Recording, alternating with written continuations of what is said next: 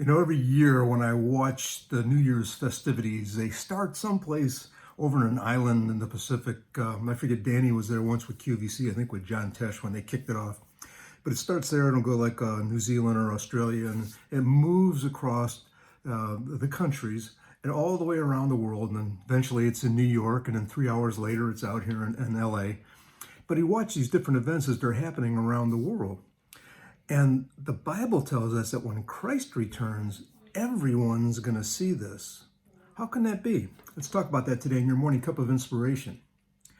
See, when Christ returns, the Bible tells us in Revelation 1:7, look, he is coming with the clouds, and every eye will see him, even those who pierced him, and all peoples on earth will mourn because of him. So shall it be. Amen. See, Revelation 1:7 is actually an announcement to the world that Jesus is returning to this earth. It's going to happen. And every person is going to see it happen at the same time. Now, that doesn't quite sound right, does it? Because you could say, look, I've seen David Copperfield and I've seen David Blaine, and they pulled off these great illusions. And there was the great Harry Blackwell, Sr. and Jr., who was well-known magicians, but Junior especially set up illusions for different groups like Alice Cooper and Michael Jackson's Victory Tour, and the one I remember is Earth, Wind, and Fire. It was just really phenomenal, the stuff they did. But these illusions that happened, you thought it was happening, and it looked like it was happening, although it was an illusion. But it only happened in one place. It wasn't all around the world, everybody at the same time. But that's what the Bible tells us. This isn't going to be an illusion. It tells us this is going to happen. You say, well, how can that be? Everybody will see him and witness this event. It'll be the greatest and grandest event of all time. And Matthew 24:27 even says, for as lightning comes from the east and is visible even in the west, so will be the coming of the Son of Man. Isn't that wild?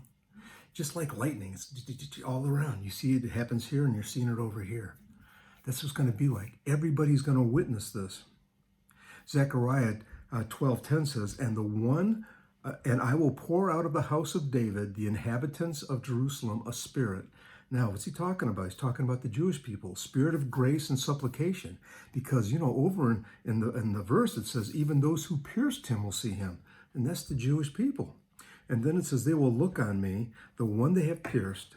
Then it says, other people, that everybody's going to see him, but they will mourn for him as one mourns for their only child, and grieve bitterly for him as one grieves for a firstborn son.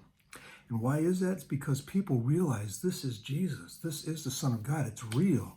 And now they're mourning. A lot of people are going to be mourning because this is judgment now. He's coming in judgment. First he came in love and to save. This time he's coming in judgment. And people will realize that aren't Christians. See, Christ is going to return. We're all going to see him. It's going to be a glorious day for us who believe in him and have him in our lives, and that we are children of the Most High. For others, they're going to be grieving. They're going to mourn. But we will all see him, and it will take place. It'll be a miracle. It'll be a miracle of all miracles. God bless everyone. Look forward to seeing you again for another morning cup of inspiration. Have a wonderful day.